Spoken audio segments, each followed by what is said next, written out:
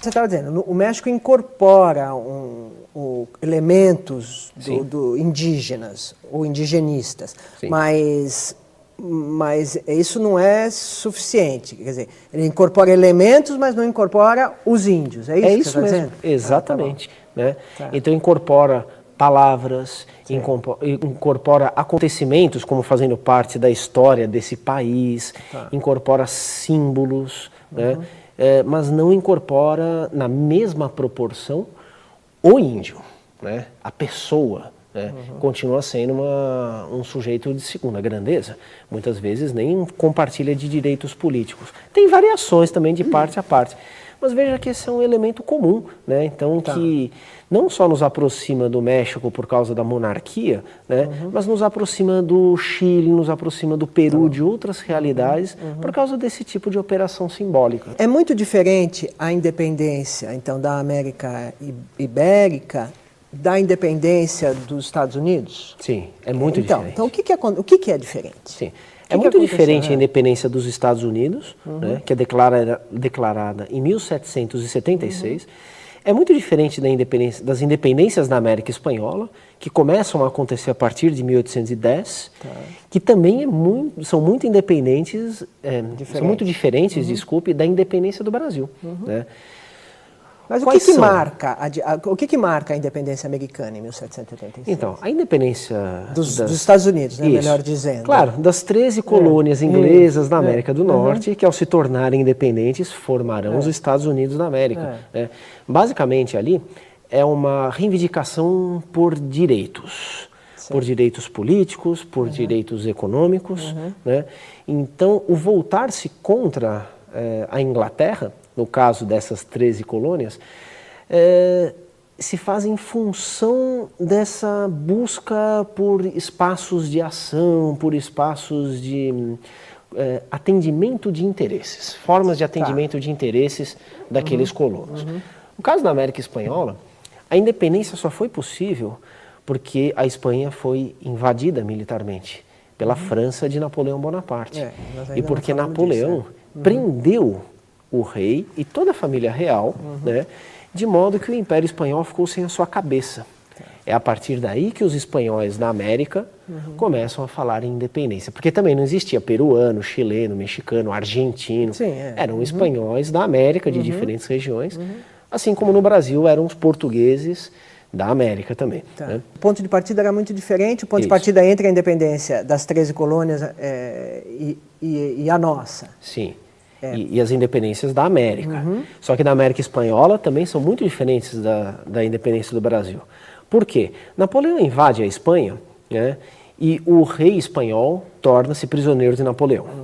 O Império Espanhol começa a se fragmentar. Né? Por quê? Porque não tem um centro de decisão. Porque não tem aquele centro, né, de legitimidade do poder, né, que desaparece momentaneamente. Começam a surgir governos autônomos na América Espanhola, eles querem governar em nome do rei, né, contra Napoleão, mas progressivamente eles pegam gosto por essa prática de governo e formarão então governos aí sim contra a Espanha. No caso do Brasil, você veja que coisa notável que aconteceu. Né? Dom João, que era príncipe regente, né, a rainha era Dona Maria, mas ela estava impedida de governar por problemas mentais, né? O príncipe Dom João, a família real e os seus ministros, eles não ficam para enfrentar Napoleão. Eles não querem pagar para ver o que vai acontecer com a invasão da Península Ibérica. Os monarcas espanhóis fizeram. Claro, eles vêm para o Brasil. Fogem. Sim, de certo modo, é uma fuga, claro. Só que é uma fuga para preservar a integridade da família real, do Império Português. Né? Então, quando a corte portuguesa vai para o Rio de Janeiro, né, sai de Lisboa em novembro de 1807 e começa então a chegar ao Brasil entre janeiro e março de 1808, a corte estando no Brasil, né, o Brasil não começa a se fragmentar na mesma medida que a América Espanhola estava se fragmentando. Porque a América Espanhola não tinha rei. Né? O Brasil tinha, e o rei, inclusive, no caso era um príncipe regente, ele estava no próprio território do Brasil. O Brasil chega lá. Do rei se constitui, quer dizer, fica preservada a unidade. Lógico, a unidade ela se reforça, pelo menos num primeiro momento. Tá bom. A curto prazo, então, a transferência da corte foi um sucesso estrondoso, né? Conseguiu manter a unidade. Né? O que acontece? É uma manutenção de curto prazo, porque a conjuntura mundial é favorável a movimentos revolucionários de independência. Então, a independência do Brasil, ela começa a surgir, né, como uma alternativa de um ponto de partida que é muito diferente desses outros anteriores aos quais você se referiu. Então, o fato de ter começado de um jeito diferente em relação aos Estados Unidos e à América Espanhola explica em boa medida essas diferenças de resultados. Mas, repito, são diferenças importantes, significativas, mas isso não significa que um processo esteja completamente afastado do outro. Eles estão dialogando. Na própria época, as pessoas que viviam as independências, elas pensavam assim, elas sabiam disso. Olha, o que está acontecendo na América Espanhola, vamos tentar fazer diferente aqui no Brasil. Lembra o que aconteceu nos Estados Unidos? Né? Lembra o que aconteceu no Haiti? Mas lembra o que aconteceu nos Estados Unidos por quê? Lembra porque se separou. Para fazer parecido, para se inspirar, para fazer diferente. Né? São exemplos. A história vai dando exemplos. O que aconteceu no Haiti? No Haiti aconteceu de início uma revolta de escravos de origem africana. Né? Assim, no começo da década de 1790, uma grande revolta de escravos. Essa revolta é bem sucedida. Né? Termina... Quem dominava o Haiti? A França. Tá bom. Era uma colônia francesa. Se chamava São Domingos. Né? Também não existia haitianos ou Haiti. Era São Domingos. Tá bom. Cheia de escravos, porque era uma colônia agroexportadora, né? Que produzia açúcar em grandes propriedades e com escravidão africana. Parecido com o que acontecia no Brasil, no sul dos Estados Unidos e em outras regiões. Na década de 1790, então, eclode essa rebelião de escravos e ela é bem sucedida. Em 1804, em janeiro de 1804, né, aqueles que iniciaram a revolta proclamam uma nação independente, um Estado independente. Os negros. Haiti, negros. Tá bom. Ex-escravos, descendentes de escravos. Então é uma rebelião contra a metrópole, a França, só que com um tempero absolutamente próprio, feita por ex-escravos. Ou por não se querendo como uma nação europeia, nesse caso. Não podia se querer. Não. E aí é uma coisa incrível, né? Porque, afinal de contas, quando o Brasil se faz independente, olha quantas independências já tinha por detrás. Tinha Estados Unidos, tinha Haiti, tinha quase toda a América Espanhola. Então, as pessoas que fizeram a independência do Brasil, elas puderam aprender com os exemplos da história. Né? Mas aprender de que maneira? Cada um aprende de uma maneira. Né? Tinha gente que queria imitar um, tinha gente que queria imitar o outro, tinha gente que não queria imitar nenhum, que queria evitar todos os excessos que foram cometidos anteriormente. Então, a independência do Brasil, em última instância, ela é produto de um aprendizado coletivo com a história recente de outros movimentos de independência. Então, agora, no início do século XIX, como é que era esse aprendizado? Como é que circulava essa informação? Quer dizer, como é que as pessoas ficavam sabendo? Como é que os brasileiros ou, enfim, os portugueses no Brasil... do Brasil, exatamente. Como é que os portugueses no Brasil acompanhavam o que estava acontecendo no Haiti, o que aconteceu nos Estados Unidos e nas colônias espanholas? Como é que é a informação?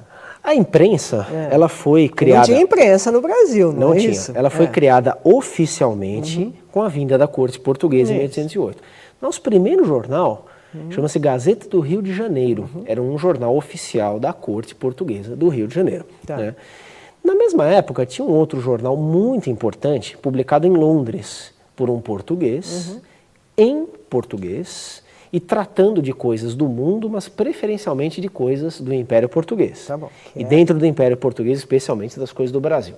Chamava-se Correio Brasiliense. Né? Hipólito da Costa. Hipólito da Costa, um sujeito formidável, né? De uma capacidade de elaboração incrível. Né? Era, digamos, um jornalista de altíssimo nível. Tá bom. Né?